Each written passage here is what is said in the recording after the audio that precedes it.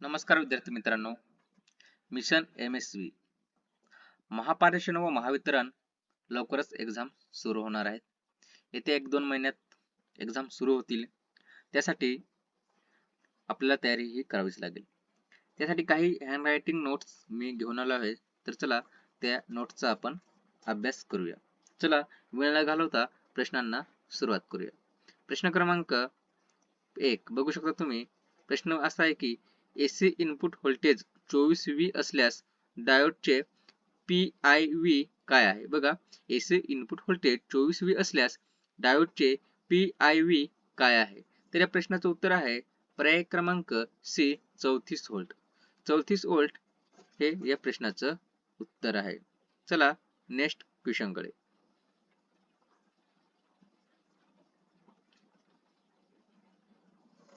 प्रश्न क्रमांक 2 बघू शकता. विचारला आहे की LED चा उपयोग काय आहे? LED चा उपयोग काय आहे?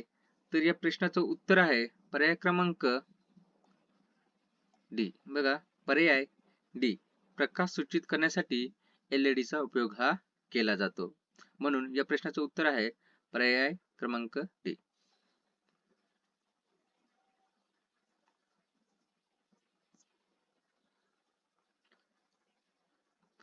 प्रश्न क्रमांक 3 बघा.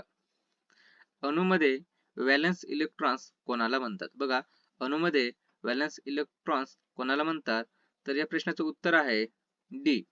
सर्वात बाह्य कक्षामध्ये इलेक्ट्रॉनची जी संख्या असते त्याला व्हॅलेन्स असे म्हणतात. चला नेक्स्ट क्वेश्चन कडे.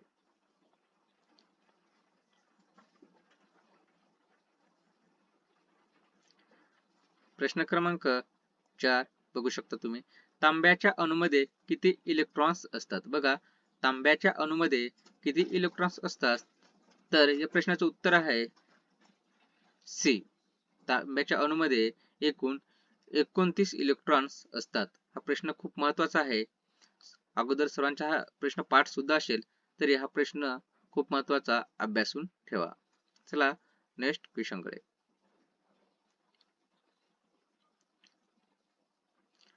प्रश्न क्रमांक 5 बघू शकता तुम्ही.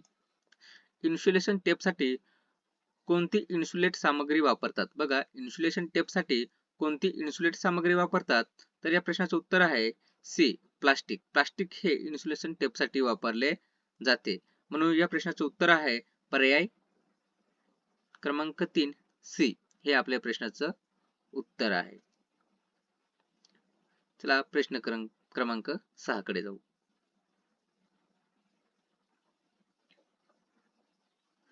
प्रश्न क्रमांक 6 बघा. प्रश्न क्रमांक 6. कमी प्रवाहाच्या सर्किटसाठी कोणत्या प्रकारचा जॉईंट योग्य आहे? बघा, कमी प्रवाहाच्या सर्किटसाठी कोणत्या प्रकारचा जॉईंट हा योग्य आहे? तर या प्रश्नाचं उत्तर आहे डी. Aerial tap joint. बघा, एरियल टॅप जॉईंट हा कमी प्रवाहाच्या सर्किटसाठी योग्य जॉईंट आहे. म्हणून या प्रश्नाचं उत्तर आहे डी. चला प्रश्न क्रमांक 7 कडे.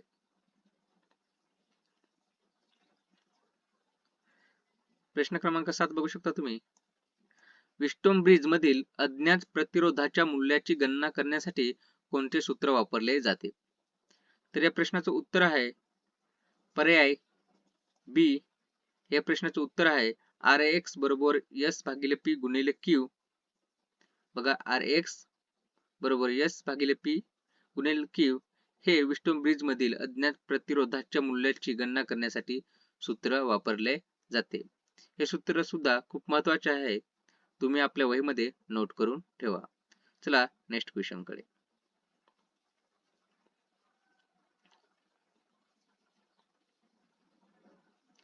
प्रश्न क्रमांक 8. कोणत्या मटेरियलचा तापमान गुणांक नकारात्मक आहे? बघा, कोणत्या मटेरियलचा तापमान गुणांक नकारात्मक आहे? तर या प्रश्नाचं उत्तर आहे ए. कार्बन. कार्बन या मटेरियलचा तापमान गुणांक नकारात्मक आहे.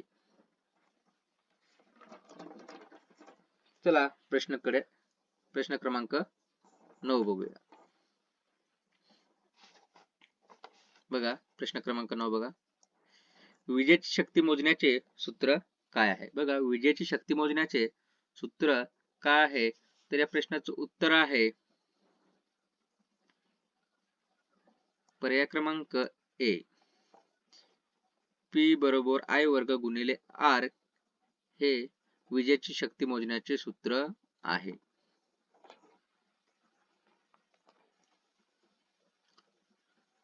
प्रश्न क्रमांक 10 बघा. प्रश्न क्रमांक 10. सिस्टम अर्थिंगचा हेतू काय? बघा सिस्टम अर्थिंगचा मुख्य हेतू काय आहे?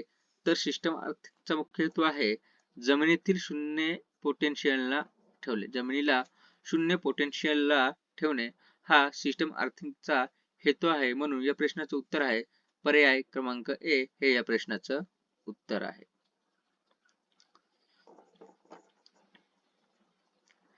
प्रश्न क्रमांक 11. जमिनीचा रोध मोजण्यासाठी कोणते साधन वापरले जाते? बघा जमिनीचा रोध मोजण्यासाठी कोणते साधन वापरले जाते? तर या प्रश्नाचं उत्तर आहे डी, अर्थ टेस्टर. अर्थ टेस्टरने जमिनीचा रोध हा मोजला जातो.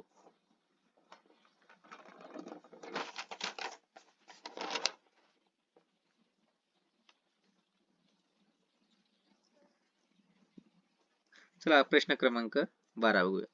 Star connection. प्रश्न क्रमांक 12. स्टार कनेक्शन सिस्टम म्हणजे स्टार पॉइंटचे नाव काय आहे? बघा स्टार कनेक्शन सिस्टम म्हणजे स्टार पॉइंटचे नाव काय आहे? तर या प्रश्नाचं उत्तर आहे पर्याय क्रमांक ए हे आपल्या प्रश्नाचं उत्तर आहे न्यूट्रल पॉइंट. असे स्टार कनेक्शन मधील जे स्टार पॉइंट असते त्या पॉइंटला न्यूट्रल पॉइंट असे म्हणतात. म्हणून या प्रश्नाचं उत्तर आहे पर्याय क्रमांक ए.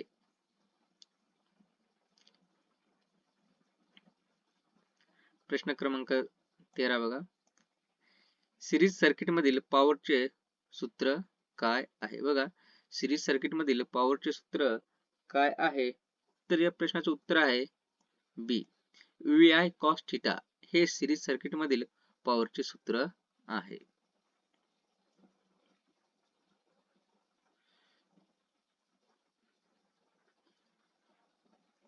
प्रश्न क्रमांक 14 बघा. AC पॅरलल सर्किटच्या ऍडमिटन्स ची गणना करण्याचे सूत्र काय आहे? बघा AC पॅरलल सर्किटच्या ऍडमिटन्स ची गणना करण्याचे सूत्र काय आहे? तर या प्रश्नाचे उत्तर आहे बी, y बरोबर वर्गमुळात g वर्ग अधिक b वर्ग हे या प्रश्नाचं उत्तर आहे.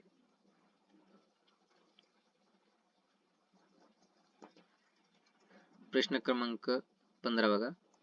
प्रश्न क्रमांक 15. फॉर्म फॅक्टरचे मूल्य काय आहे? बघा फॉर्म फॅक्टरचे मूल्य काय आहे? या प्रश्नाचे उत्तर आहे बी, 1.11 हे फॉर्म फॅक्टरचे मूल्य आहे. चला नेक्स्ट क्वेश्चन कडे.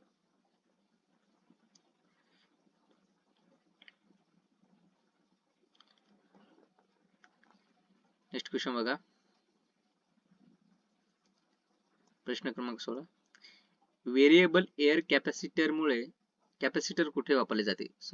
व्हेरिएबल एअर कॅपॅसिटर कुठे वापरले जाते?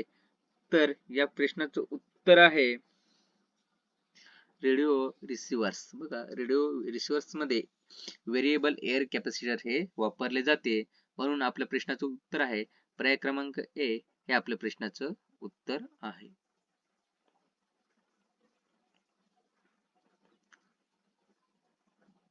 प्रश्न क्रमांक 17 बघा. कॅपॅसिटन्स शोधण्यासाठी कोणते सूत्र वापरले जाते? बघा कॅपॅसिटन्स शोधण्यासाठी कोणते सूत्र वापरले जाते? तर या प्रश्नाचं उत्तर आहे पर्याय क्रमांक डी, सी बरोबर Q भागिले V हे कॅपॅसिटन्स शोधण्यासाठी सूत्र वापरले जाते. चला नेक्स्ट क्वेश्चन कडे. प्रश्न क्रमांक 18 बघा. इंडक्शनचे युनिट काय आहे? बघा इंडक्शनचे युनिट काय आहे? तर या प्रश्नाचं उत्तर आहे बी. हे सर्वांना माहितच असेल की हेनरी हे इंडक्शनचे युनिट आहे. चला 19वा प्रश्न बघूया. सोलेनॉइडची चुंबकीय ध्रुव शोधण्यासाठी कोणता नियम वापरला जातो? तर या प्रश्नाचं उत्तर आहे पर्याय क्रमांक बी. हे या प्रश्नाचं उत्तर आहे उजव्या हाताच्या तळव्याचा नियम. चुंबकीय ध्रुव शोधण्यासाठी उजव्या हाताच्या तळव्याचा नियम हा वापरला जातो.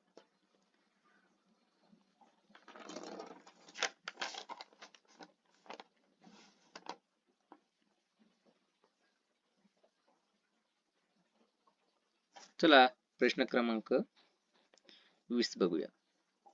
बघा, ओहमच्या नियमानुसार कोणती विद्युत मात्रा विद्युत प्रवाहाच्या व्यस्त प्रमाणात बदलते? बघा, ओहमच्या नियमानुसार कोणती विद्युत मात्रा प्रवाहाच्या व्यस्त प्रमाणात बदलते? त्या प्रश्नाचं उत्तर आहे ए. रेझिस्टन्स. हा प्रश्न सर्वांच्याच तोंडपाठ झाला असेल, कारण हा प्रश्न खूप महत्वाचा आहे आणि वारंवार आपण हा प्रश्न घेत असतो. चला नेक्स्ट क्वेश्चन कडे. प्रश्न क्रमांक 21. कमी रोध मोजण्यासाठी कोणती पद्धत वापरली जाते? तर या प्रश्नाचं उत्तर आहे ए. व्होल्टमीटर ॲमीटर पद्धत. कमी रोध मोजण्यासाठी व्होल्टमीटर ॲमीटर पद्धत ही वापरली जाते. प्रश्न क्रमांक 22 बघूया. कोणत्या पदार्थाचा डायइलेक्ट्रिक स्थिरांक उच्च असतो? बघा, कोणत्या पदार्थाचा डायइलेक्ट्रिक स्थिरांक उच्च असतो? तर या प्रश्नाचं उत्तर आहे पर्याय क्रमांक सी. सिरॅमिक. बघा, सिरॅमिक या पदार्थाचा डायइलेक्ट्रिक स्थिरांक उच्च असतो, म्हणून आपल्या या प्रश्नाचं उत्तर आहे सी. प्रश्न क्रमांक 23 बघूया. बघा, PIV. प्रश्न क्रमांक 23. PIV चे विस्तारित रूप काय आहे? बघा, PIV चा फुल फॉर्म काय आहे? बघा मित्रांनो, फुल फॉर्म हे पाठच करून ठेवा, कारण एक्झाम मध्ये 1 ते 2 फुल फॉर्म हे विचारलेच जातात. तर बघा, PIV चा फुल फॉर्म आहे पीक इनव्हर्स व्होल्टेज. पर्याय क्रमांक सी. हे या आपल्या प्रश्नाचं उत्तर आहे पीक इनव्हर्स व्होल्टेज हे PIV चे विस्तारित रूप आहे.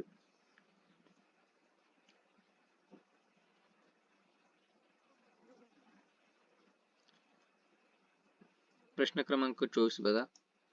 अर्थ इलेक्ट्रॉन पाईपची किमान लांबी किती असते किंवा आहे?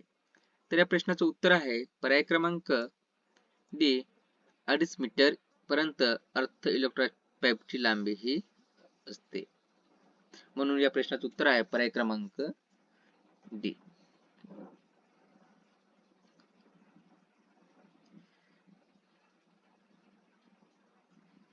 प्रश्न क्रमांक शेवटचा बघूया आपण, 25वा.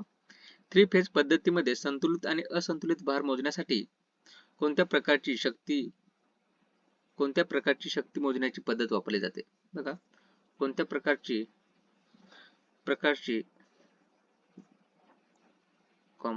शक्ती मोजण्याची पद्धत वापरली जाते?